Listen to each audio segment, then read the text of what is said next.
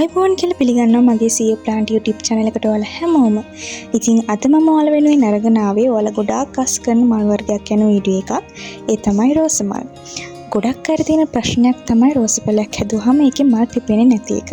එහෙම නැත්නම් එකපාරක් විතරක් මල් හැදිලා ගහ බහල වෙන එක.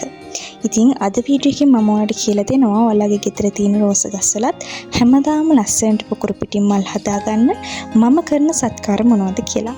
එහෙනම් යමු අද අපේ වීඩියෝ එකට.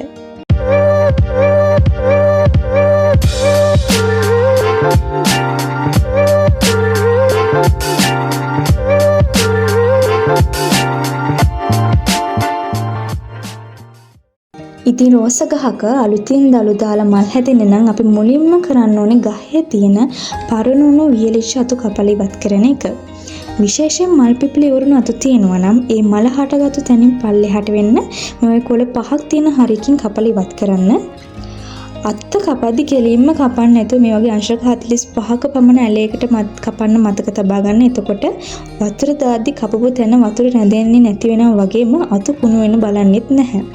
ඉතින් මේ විදිහට ඔයාලගේ රෝස ගහේ තියෙන වීලිච්ච සහ පරණ උණු අතු ඔක්කොම කපලා අයින් කරන්න. මේ තියෙන මම මීට සති දෙකකට විතර කලින් කප්පාද කරපු මගේ තවත් රෝස ගහ. දැන් ඔයාලට පේනවා ඇති හැම කපපු තැනකින්ම අලුත් දළු දාලා ශාකේ ලස්සනට හැදලා තියෙන විදිය. සමහර අතු වගින් දැම්ම පුංචි මල් පොහොට්ටු වෙන්නත් පටන් ගන්න තියෙන්නේ. ඉතින් රෝස පඳුරක් පුරා ගොඩාක් මල් ගන්න නම් මේ විදිහට කප්පාතු කරලා අලුත් දළු ලබා ගන්න එක අනිවාර්යයෙන්ම කරන්න ඕනේ. මේ වගේ අලුත් දළු එන්න පටන් ගත්තාම ගහට වෙනතට වඩා හොඳ පෝෂණයක් ලැබෙන්න ඕනේ. එතකොට තමයි මේ හැම දළුවකින්ම ලස්සන මල් හැදෙන්න පටන් ගන්නෙ. ඉතින් මේ සඳහා කාබනික පොහොරක් හෝ රසායනික පොහොරක් වලට පාවිච්චි කරන්න පුළුවන්. ඉතින් මම මෙතනදී රෝස ගහට අවශ්‍ය කරන පොහොර විදියට පාවිච්චි කරන්න අපේ ගෙදරින් ලේසියෙන් හොයාගන්න පුළුවන් බිත්තර කටු. සාමාන්‍ය බිත්තර කටු වල කැල්සියම් පෝෂණය ඉහළින්ම තියෙනවා.